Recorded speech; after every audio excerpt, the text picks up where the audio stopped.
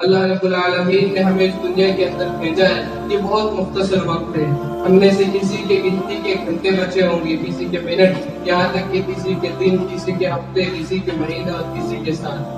لیکن یہ مختصر زندگی میں اللہ رب العالمین نے ہمیں اپنی ذات کا تعارف کرنے کے لیے بھیجا ہے۔ ہماری ذمہ داری ہے کہ ہم اللہ کو پہچانیں۔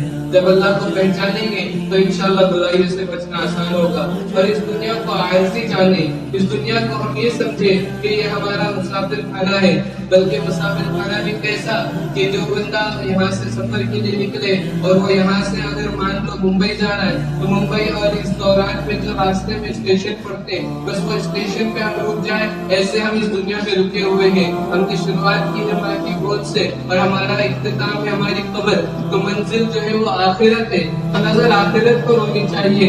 اختتام جو سفر کا ہے وہ آخرت ہے، منزل مقصود آخرت ہے۔ تو درمیان میں یہ جو اسٹیشن آتے ہیں یہ ہمیں کچھ وقت کے لیے سہولت ملتی ہے، کبھی نہیں بھی ملتی ہے، مل جائے تو خوش ہوتے ہیں اور نہیں ملتی ہے تو زیادہ پریشان نہیں ہوتے۔ مثال کے طور پر ہم یہاں سے سفر کر رہے ہیں، راستے میں کوئی تکلیف آ جاتی ہے، پریشانی آتی ہے، سفر میں گاڑی میں بیٹھنے کے لیے سیٹ نہیں ملتی ہے، تو ہم کیا سوچتے ہیں کوئی بات نہیں، کچھ گھنٹوں کا سفر ہے، یہ سفر پورا ہو جائے پھر گھر میں جا کر آرام سے صوفے پر بیٹھیں گے، بیٹھ کر لیٹیں گے۔ اور یہی ہماری اولاد یا ہمارے بچے سفر میں پریشان کرتے ہیں کہ ابا گرمی لگ رہی ہے، اب بس میں تو ایسی نہیں ملنے والی ہے نا بچے کو، باپ کیا کہتا ہے، ماں کیا کہتی ہے، بیٹا تھوڑا سا صبر کر لو، انشاءاللہ کچھ ہی گھنٹوں میں ہمارا جو ہے گھر آ جائے گا، منزل آ جائے گی، اس کے بعد یہ جو راستے کی پریشانی انشاءاللہ سب ختم ہو جائے گی۔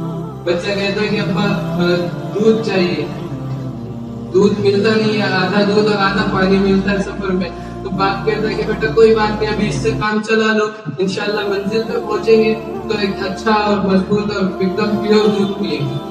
بچہ بھی صبر کر لیتا ہے۔ تو یہ ہمارے لیے عبرت ہے، سوچنے کی بات ہے۔ یہ دنیا جو ایک مختصر سفر ہے، اس کے اندر اگر کبھی اونچ نیچ ہوتی بھی ہے، کبھی پریشانی آتی ہے، کبھی خوشی آتی ہے، دونوں چیزیں ہوتی ہیں۔ اب اللہ کا مزاج اللہ رب العالمین اپنے بندوں سے محبت فرماتے ہیں تو کبھی اسے خوشی میں دیکھ کر خوش ہوتے ہیں، کبھی اسے تکلیف میں دیکھ کر خوش ہوتے ہیں۔ تو اللہ راضی ہو پھر دکھ اور تکلیف ہو کوئی مسئلہ نہیں ہے، اور اللہ ناراض ہو اور کبھی پریشانی نہ ہے تو یہ بڑی تباہی کی بات ہوتی ہے۔ اللہ راضی ہو اس پر محنت کرنا ہے، اللہ راضی ہو جائے پھر تکلیف آئے کوئی مسئلہ نہیں ہے۔ ہمارے سامنے انبیاء کرام کے واقعات ہوتے کہ انبیاء کرام پر کتنی تکلیفیں آئی لیکن سب برداشت کرتے تھے، کیوں؟ کیونکہ نظر کے سامنے آخرت ہوتی تھی، دنیا کی زندگی کو عارضی سمجھتے تھے، تو ان کے لیے وہ تکلیفیں بھی برداشت کرنا آسان ہوتا تھا۔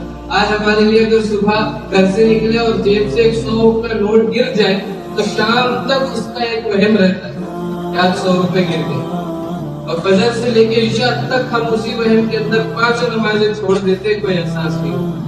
یہ سمجھنے کی بات ہے، ہماری نظر کے سامنے دنیا ہے تو 100 روپے گرنے کا احساس دن بھر رہتا ہے، ہمارے نظر کے سامنے آخرت ہوتی تو ایک تکبیر اولاد چھوٹنے کا جو احساس ہمارے دل پر ہوتا، یقیناً وہ قابل غور۔